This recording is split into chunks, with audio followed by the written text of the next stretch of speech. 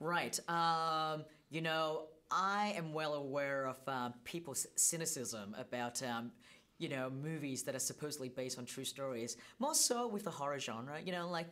When a movie like Argo comes along, no one kind of questions that. People kind of go along with it and go, "Oh yeah, yeah, yeah, that's right, right."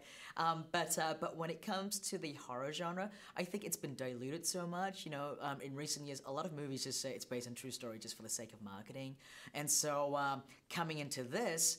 I was very mindful of that, and I wanted to wear the based on the true story label with pride. I wanted to be proud of it. I wanted to, I wanted it to be a badge of honor that I can really stand by. And so, one of the things we did very early on was we wanted to, reach out to Lorraine and the parents as much as we could. And so that way then, the voices that we get to put into the movie are the voices of the real life people.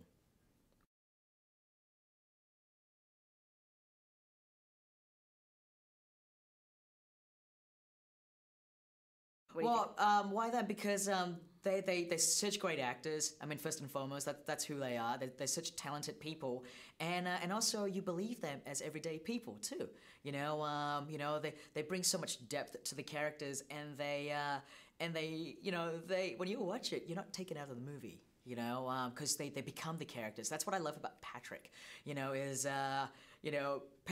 Patrick has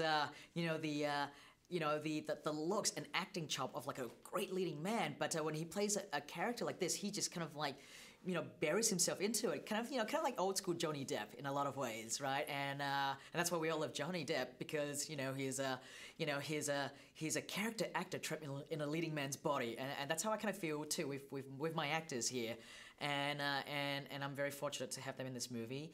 And Patrick and Vera were very instrumental in wanting to be as respectful to the real people as they could, and same with Ron and Lily as well. But I think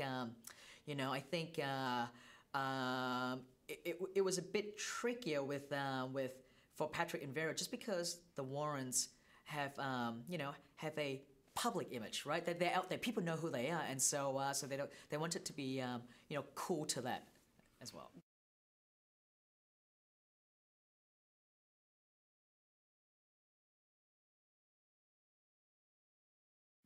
I wanted to get as much information as I could from them, but not to the point where it kind of hinders me making the movie I wanted to make, right? And so I kind of, in a lot of ways, use my writers as surrogate. Like they're the ones that would kind of like get in there. I'll tell them, go, ask them about this, ask them about that, right? Because I want to know, right? But I kind of like, sometimes, like early on, I was actually a bit frightened. I was a bit nervous. I wasn't sure if I could meet Lorraine, but when I finally did, I was pleasantly surprised at how charming and how lovely she was. And then it was very easy then. And then, then it became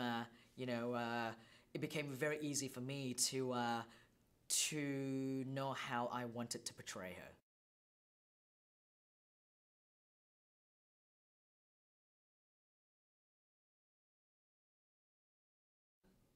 I would love to build my own mythology here and say, crazy stuff happened on set, crazy, scary stuff. But the truth of the matter is, it was a really happy set. Like, everyone had so much fun making the movie. My philosophy is, like making movies are very difficult, and it should be fun, and especially something with a subject matter like this that is so dark and so it can be so frightening. I don't know. I think that's better left on the screen than behind the camera.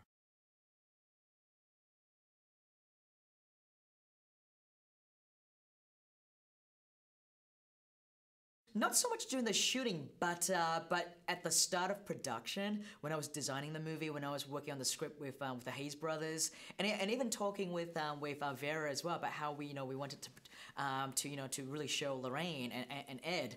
There were moments in there where the movie really got into our head early into production. I remember Vera was telling me that she'll keep waking up at about 3 a.m. in the morning, which ties into a particular plot point in the film. And so I think some of that stuff just kind of, from the pages, it kind of like found its way into our heads. But luckily, yeah, there was nothing more than that.